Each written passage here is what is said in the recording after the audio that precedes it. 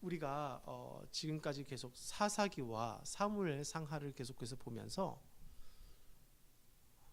계속 나눴던 이야기가 무엇이었죠? 무엇이 필요하다?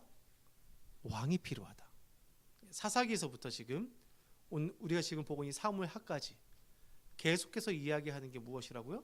왕이 필요하다. 어떤 왕이 필요합니까? 나라를 어떻게 잘 다스리는 거죠? 왕의 덕목이 뭐라 그랬죠? 이걸 잘 기억하셔야 돼요. 우리가 특히 사무엘 상하를 읽으면서 왕의 덕목을 잘 기억해야 되는데, 왕의 덕목은 무엇이라고요? 하나님의 명령을 받아서 하나님을 대신해 이 땅에서 하나님의 말씀이 이루어지도록 백성을 다스리는 사람이 왕이다 그랬어요. 그러니까 왕은 자기 뜻대로, 자기가 원하는 대로 자기의 욕심을 채우기 위해서 왕의 직무를 행하는 게 아니라 무엇을 하는 거라고요? 하나님을 대신해서. 어떻게 해서? 하나님을 대신해서 하나님의 말씀이 이 땅 가운데 이루어지도록 하나님의 뜻대로 다스리는 자가 왕이다 그랬어요. 그러면은 이 왕은 어떻게 백성을 다스려야 될까? 바로 정의와 공의를 행해야 된다. 이렇게 이야기합니다. 정의와 공의를 행해야 된다. 어떤 구약학자들은 이렇게 이야기합니다. 구약성경 창세기에서부터 말라기까지 관통하는 세 개의 단어가 있다. 이렇게 이야기해요. 세 개의 단어. 히브리어로 미슈파트와 ጼ데카 그리고 헤세드, 이 세 가지를 이야기하는데, 이 미슈파트가 뭐냐면 정의예요. 정의. ጼ데카는 뭘까요? 예, 공의예요. 오늘 제목에 나왔죠.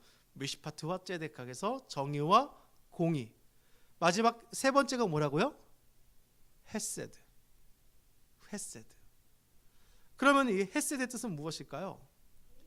이 헤세드는요, 정말 다양한 뜻을 품고 있어요. 인애, 사랑, 존경, 정말 어마어마한 의미를 품고 있는 게 이 헤세드인데, 그래서 우리말로 번역하기가 쉽지 않습니다. 이 개념을 전달하는 것도 정말 쉽지 않아요. 나중에 조금 이따 제가 다시 한번 이 헤세드의 의미를 또 한번 이야기할 텐데, 그래서 미가서 6장 8절은 우리에게 이렇게 이야기합니다. 미가서 6장 8절이 소선지서의 핵심이라 볼 수 있는데, 이제 6장 6절부터 8절까지 말씀에 특히 6장 8절 말씀, 사람아 주께서 선한 것이 무엇임을 내게 보이셨나니 여호와께서 내게 구하시는 것은, 여호와께서 우리에게 구하시는 것은 오직 정의를 행하며 인자를 사랑하며 겸손하게 내 하나님과 함께 행하는 것이 아니냐. 이게 뭐라고요? 왕에게 원하시는 거고, 또한 하나님을 믿는 모두에게, 그리고 이 땅에 있는 모든 인류에게 원하시는 것이 바로 이것입니다. 오늘 본문은 다윗이 왜 훌륭한 왕인가를 우리에게 한 이 절로 설명하고 있습니다. 오늘 우리가 4개 절로 읽었는데, 이 첫 번째 절 15절 말씀은 이 다윗이 어떻게 훌륭한 왕인지를 우리에게 잘 보여주고 있어요.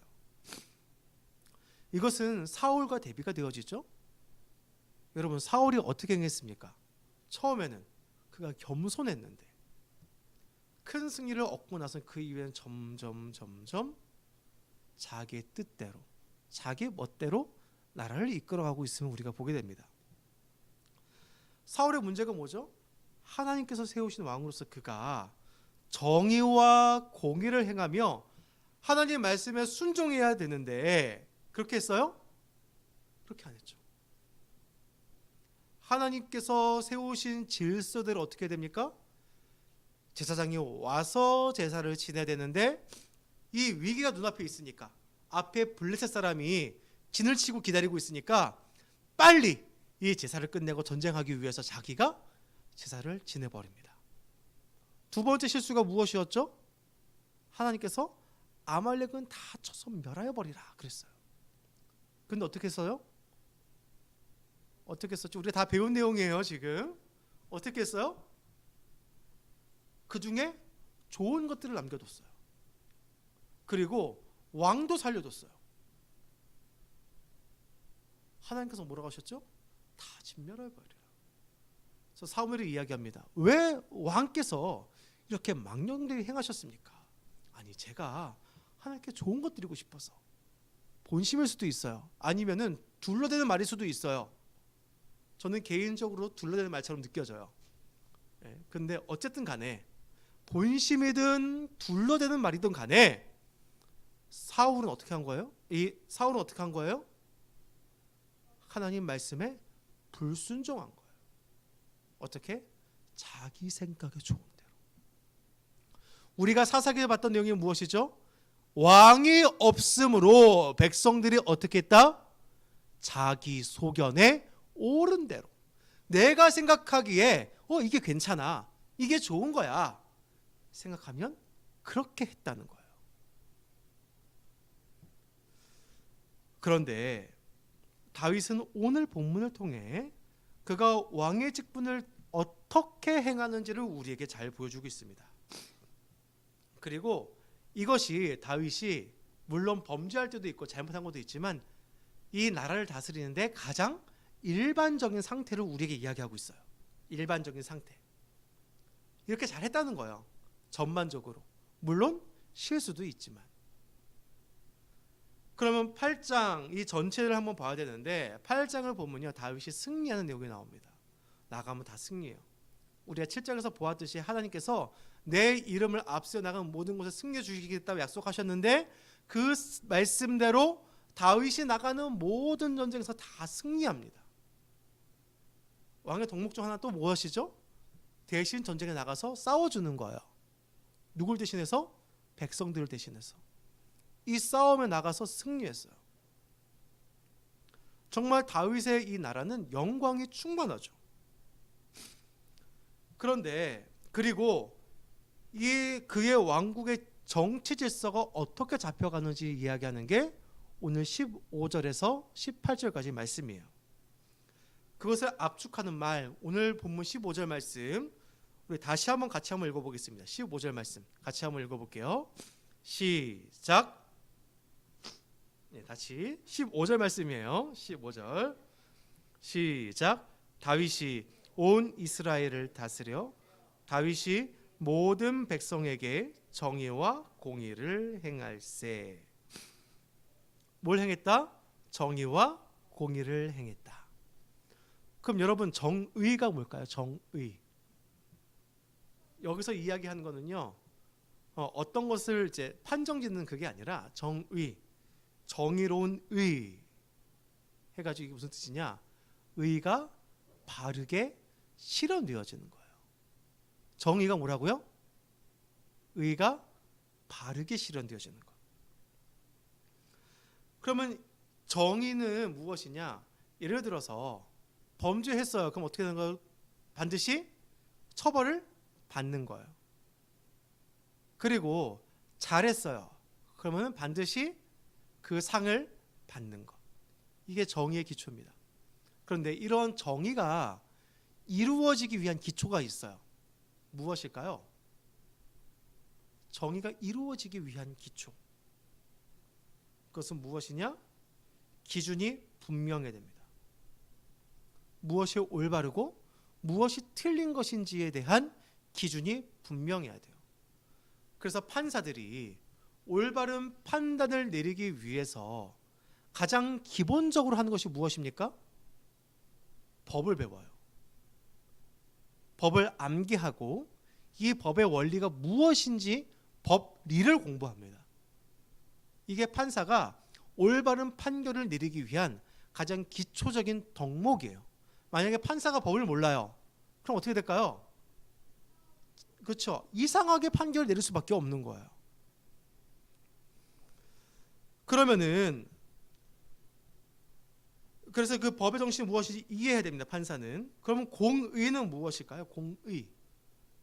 공의. 무엇일까요? 정의는 바를 정자를 썼어요. 공의는 뭘까요? 공평하다 할 때 그 공이에요. 공의는 무엇이냐? 의가 공평하게 행해지는 것. 공평하게 행해지는 것.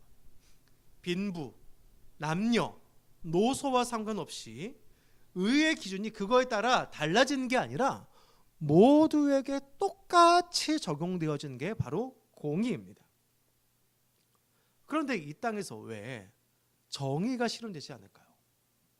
대체 왜 정의는 실현되지 않을까요? 아까 제가 말씀드렸죠. 정의가 올바로 실행되기 위해선 무엇이 명확히 된다고요? 기준이 명확해야 돼요.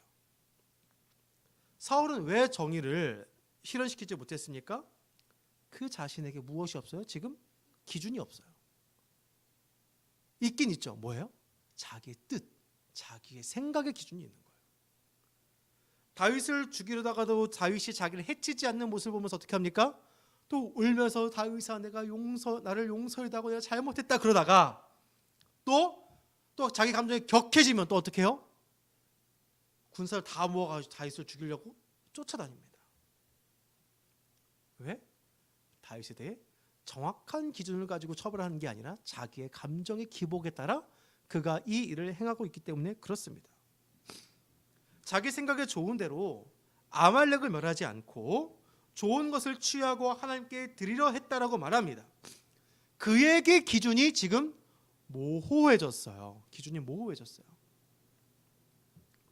결국 그는 모든 것에 기준이 없는 사람이 되어지고 말았습니다. 그리고 하나님 명령에 불순종하기 시작합니다. 왜? 그에게는 지금 정의가 사라졌어요. 정의가 사라졌기 때문에 그가 정의를 행할 수가 없는 거예요. 현대도 마찬가지죠. 현대인들의 고민이 무엇입니까? 대체 정의가 뭘까? 이 땅에서 정의가 실현되어져야 되는데 왜 정의가 실현되지 않지? 그럼 정의는 대체 뭐야? 이것에 대해서 그 아주 훌륭한 강연이 하나 있죠. 무엇이에요? 마이클 샌델 교수의 정의란 무엇인가 라는 강연입니다. 많은 젊은이들이 이 정의를 갈망하다 보니까 이 강연에 정말 열광했습니다. 근데 이 사람의 정의는 무엇일까요? 이 사람의 정의에 대한 정의는 공리주의의 정의예요. 공리주의가 뭐죠? 절대 다수의 절대 행복. 이게 기초예요. 그러니까 많은 사람이 정의를 얘기하면 그게 정의가 되는 거예요. 그러니까 사람들의 이 트렌드가 바뀌어서 이 정의에 대한 정의도 바뀌게 되면 정의는 또 바뀌는 거예요. 어제까지 옳았던 일들이 사람들의 마음의 바뀜을 통해서 이것은 틀린 일이 되어질 수 있어요. 그럼 여러분, 정의를 내리기 쉽나요? 어려워요. 기준이 있습니까? 계속 흔들려요. 계속 흔들려요. 이 사회가 어떤 사회입니까? 많은 사람들이 다원주의 사회다 이렇게 이야기해요. 이 시대를 다원주의다. 다원주의가 무엇이죠? 모든 것이 다 옳아요. 나도 옳고 너도 옳고 다 옳아. 괜찮아. 넌 그런 생각 가지고 있구나. 그래 너도 옳아. 하지만 내 생각은 이건데 나도 옳아. 모두를 그냥 다 인정해 주는 거예요. 그냥 그 사람의 생각 하나하나를 다 인정해 줍니다. 좋은 것 같지만 그 가운데에는 기준이 사라진 거예요. 나도 옳고 너도 옳고 단 피해만 주지 마. 나한테 피해만 안 주면 돼. 이게 현대인들의 생각이에요. 이게 지금 현대로 관통하고 있는 사상입니다. 그러니까 동성애도 괜찮아. 나한테만 피해 안 주니까 괜찮아. 그건 네 취향이지. 괜찮아. 너 해도 돼. 이게 지금 현대의 사상이에요. 괜찮아. 네가 하는 그 쾌락 다 괜찮아. 왜? 나한테 피해만 안 주면 돼. 괜찮아. 이게 세상이 말하고 있는 현대의 정의입니다. 그러니까 기준이 있습니까? 한 가지 기준이 있어요. 남에게 피해만 주지 않으면 돼. 요거 말고는 기준이 없어요. 근데 여러분 문제는 여기도 나와요. 그러면 과연 남에게 피해를 준다는 범위는 어디까지일까? 이것도 그때그때 달라요. 그때그때 달라요. 즉 기준이 사라졌기 때문에 혼돈이 찾아옵니다. 그래서 세상은 정의를 실현할 수 없어요. 왜? 기준이 없어요. 자가 없어요. 제가 얼마 전에 영상 하나 봤는데 중국 사람이 공사장에서 이 줄자를 비교한 게 나왔어요. 줄자 세 개를 쫙 폈는데 1부터 20cm까지 어떤 자는 길이가 이만큼이고 두 번째 자는 길이가 요만큼이고 세 번째 자는 길이가 이만큼이에요. 자인데 자는 어떻게 되죠? 이 세 개가 다 길이가 똑같아야죠. 근데 이 기준이 다 다르니까 공사가 제대로 될 수 있어요? 없죠. 기준은 바로 이 자와 같습니다. 성경을 캐논이라고 하는데 이게 무엇이냐? 우리에게 기준점을 제시하는 거예요. 그런데 세상은 이 기준이 지금 사라졌어요. 그러면 과연 이 땅 가운데 공의는 실현되어지고 있습니까? 공의? 아까 공의가 뭐라 그랬죠? 공평하게 의가 실현되어지는 거. 우리나라에는 아주 명언이 있습니다. 1988년에 탈주범이던 지강현 씨가 한 말인데 무엇이죠? 유전무죄, 무전유죄. 돈이 있으면 무죄가 되고 돈이 없으면 죄가 된다. 이 말은요, 많은 사람들 마음에 깊이 새겨졌습니다. 왜? 우리 사회가 그렇잖아요. 우리나라 법을 보세요.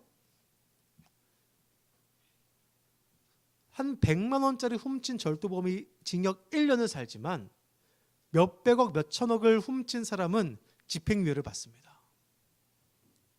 의가 공평하게 실현되어지나요? 아니죠.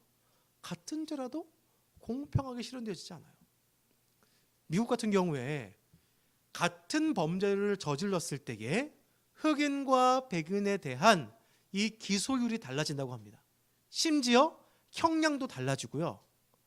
더 재미난 것은 못생긴 여자와 예쁜 여자의 형량도 달라진답니다. 이게 뭐예요? 공평하지 않은 거예요. 세상이 그렇습니다. 세상은요, 물질 보고, 힘 보고, 얼굴 보고, 이게 세상이에요. 사람들에게 또 편견이 있죠. 그리고 힘의 논리와 자신의 이득에 따라 판결을 내리기 때문에 절대 공평하지가 않습니다. 그럼 여러분, 이 땅 가운데에서 우리가 정의와 공의를 실현하며 산다는 것은 대체 무엇일까요? 다윗이 정의와 공의를 실현했다, 정의와 공의로 백성을 다스렸다라고 이야기하는데, 그럼 이 정의와 공의로 다스린 것은 대체 무엇일까요? 이것은 제가 앞에서 봉독한 미가서 말씀에서 찾아볼 수 있습니다. 미가서 6장 6절부터 8절까지 말씀인데, 제가 아까 8절만 읽었었죠? 제가 6절부터 8절까지 말씀을 다시 한번 봉독하겠습니다. 내가 무엇을 가지고 여호와 앞에 나아가며 높으신 하나님께 경배할까? 내가 번제물로 1년의 송아지를 가지고 그 앞에 나아갈까? 여호와께서 천천의 수장이나 만만의 강물 같은 기름을 기뻐하실까? 내 허물을 위하여 내 맏아들을, 내 영혼의 죄로 말미암아 내 몸의 열매를 드릴까? 사람아, 주께서 선한 것이 무엇임을 내게 보이셨나니 여호와께서 내게 구하시는 것은 오직 정의를 행하며 인자를 사랑하며 겸손하게 내 하나님과 함께 행하는 것이 아니냐. 하나님께서 기뻐하신 일을 행하는 것이 바로 정의와 공의를 행하는 것인데, 미가서 6장 8절 말씀을 보면 어떻게 하죠? 정의를 행하며 인자를 사랑하며 겸손하게 하나님과 함께 행하는 것이다 라고 이야기해요. 우리가 이 말씀을 잘 이해하기 위해서는 또 이 미가서의 배경을 알아야 돼요. 미가가 이 예언서를 쓸 때 어떤 상황이었냐면은, 이스라엘 백성들이 그동안 가나안 땅에 살면서 이방의 문화에 깊이 젖어들고 말았습니다. 그럼 바알과 아세라를 섬기는데 핵심은 무엇인지 아세요? 제사예요. 제사. 바알과 아세라에게 제사를 지내면 바알과 아세라가 부부예요. 이 두 부부가 비를 내리게 해서 이 땅을 기름지게 만든다. 비를 내려서 물이 풍부하게 하고 이 모든 곡물들이 잘 자라게 한다. 이게 바알과 아세라 신앙의 핵심이에요. 그래서 뭘 잘해야 돼요? 제사를 잘 지내야 돼요. 그러니까 이스라엘 백성들이 회개하고 하나님을 섬기지만 이들에게는 어떤 생각만 가득합니까? 제사를 잘 지내는 것. 제사를 잘 지내야죠. 왜? 그러면 복을 받으니까. 복을 받으니까. 여러분 지금 우리 현대에도 마찬가지죠. 이 자리 나와서 예배 드리기만 하면 복 받습니까? 예배만 드리면 그게 복 받는 자리입니까? 복된 자리죠. 이 자리 나와서 우리가 하나님을 만나며 하나님께 예배하면서 그분께서 우리에게 하시는 말씀을 듣고 또 그분께서 우리 마음을 충만케 하시는 그 은혜를 우리가 경험함을 통하여 위로와 용기를 얻는 시간이기 때문에 우리가 정말 복된 시간이죠. 그런데 예배를 잘 드리고 헌금 많이 드리면 세상에서 잘 되고 잘 먹고 잘 살고 이게 예배의 핵심입니까? 이게 신앙의 핵심입니까? 아니죠. 근데 지금 이 시기에 이스라엘 백성들 마음에 무엇이 있느냐? 우리가 제사를 잘 드리면 하나님께서 하늘에서 비를 내려서 이 땅에서 잘 먹고 잘 살게 하실 거야. 제사는 잘 드리지만 하나님의 경외함이 있어요? 없는 거예요. 그래서 아까 6절과 7절에서 이 수장을 가지고 나아가고 기름진 거 가지고 나아가고 심지어 내가 아들을 바치고자 하는 그 마음조차도 다 소용없다는 거예요. 왜? 거기에는 나를 위한 것만 가득하기 때문에 그래요. 그러면 우리가 어떤 마음이 필요합니까? 제사라는 형식이 중요한 게 아니라 하나님과의 이 멀어져 가고 있는 인격적 관계를 회복시키는 게 더 중요하다는 거예요. 즉 이스라엘 백성들은 제사에 관심이 있지만 사실 제사는 뭐예요? 제사를 통해서 하나님과의 인격적 관계의 회복이 있는 거예요. 제사를 통해서 죄 사함을 얻고 하나님께 나아가 그분과 교제하는 게 제사의 목적인데 하나님과 교제하는 목적을 잃어버리고 제사라는 형식만 남아버리고 말았어요. 마찬가지예요. 이 땅에서 제사라는 형식이 중요한 게 아니라 여호와께서 구하시는 것을 행해야 한다고 우리에게 강력히 지금 경고하고 있는 말씀이에요. 그래서 첫째, 우리에게 중요한 게 무엇이냐? 정의를 행하는 거예요. 정의. 정의를 어떻게 행할까요? 바로 계명을 지키는 삶입니다. 계명을 지키는 삶. 하나님의 계명이 무엇이죠?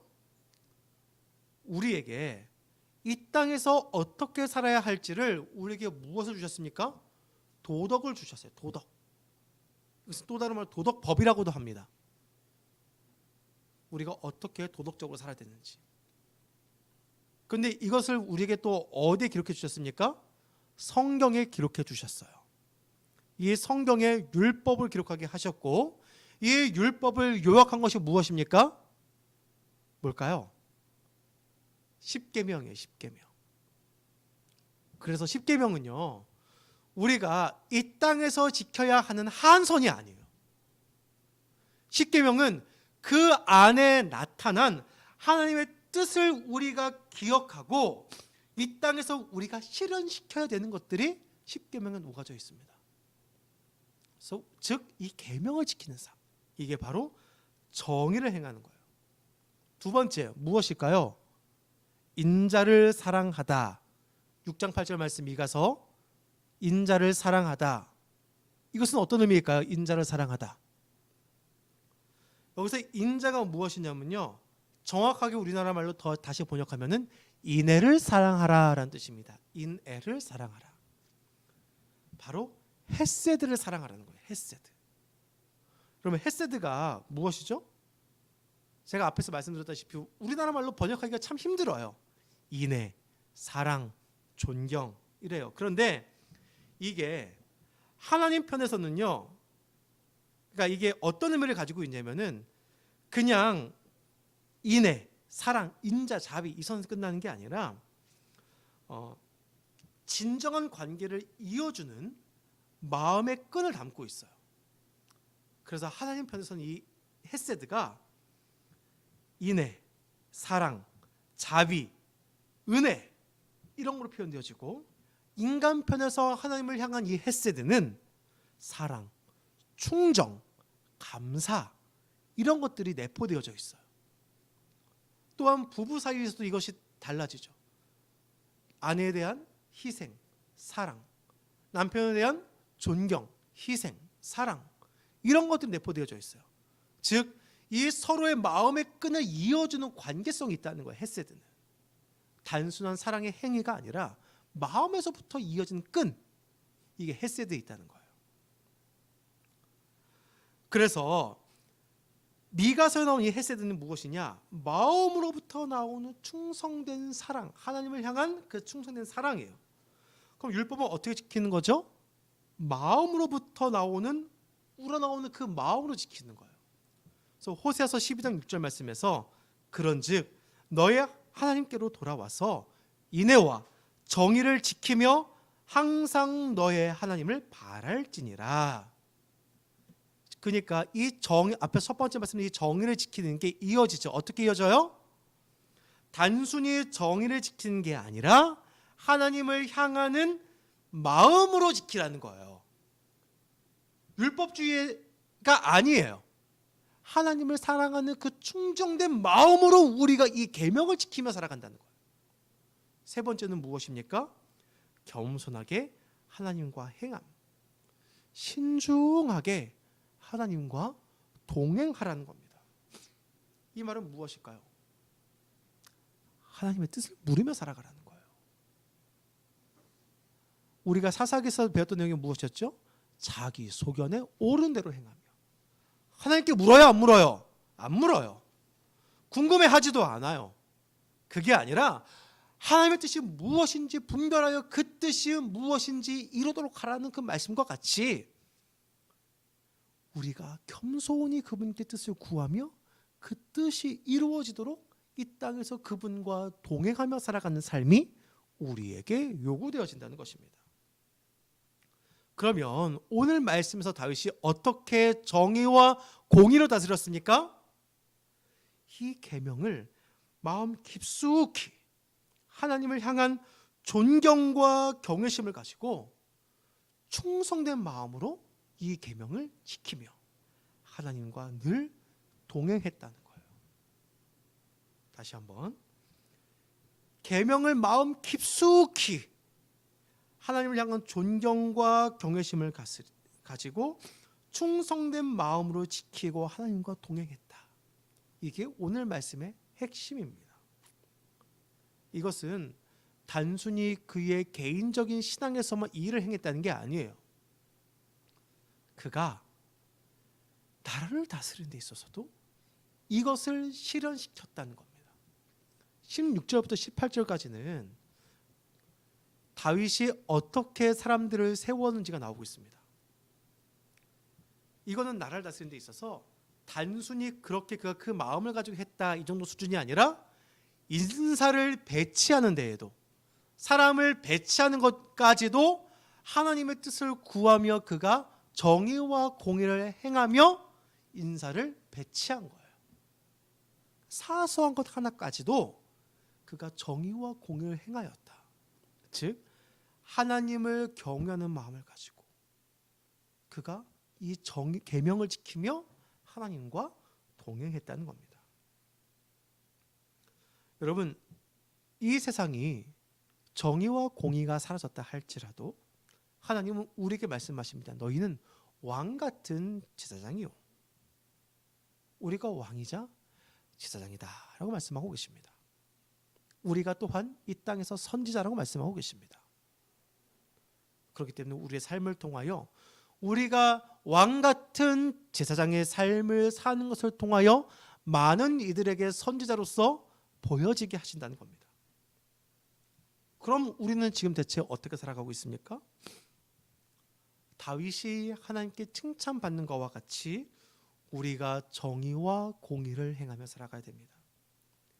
마음 깊숙이 하나님을 향한 존경과 경외심을 가지고 충성된 마음으로 이 계명을 지키며 하나님과 동행하는 삶.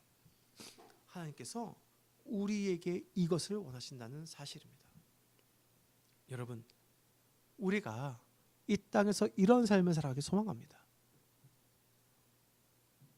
우리가 초록은 동색이라는 말과 같이 우리가 죄인된 본성을 가지고 있다고 세상 사람들과 똑같은 모습을 살아가는 게 아니라 믿는 사람은 좀 달라야지요. 어떻게? 하나님을 경외하는 마음을 가지고 잘 되진 않아도 내가 이 계명을 지키고자 하는 그 마음을 가지고 하나님과 동행하려고 하는 이 열정을 가지고 우리가 살아가야지요. 우리 모두가 그렇게 될 수 있길 소망합니다. 다윗의 본받을 점이 바로 이것입니다. 충성된 마음과 경외하는 마음을 가지고 하나님과 동행하며 이 계명을 지키는 삶. 우리 모두 삶 가운데에 이러한 일이 이루어지길 소망합니다. 우리 함께 이 시간 찬양하고 같이 기도할 텐데요. 여러분,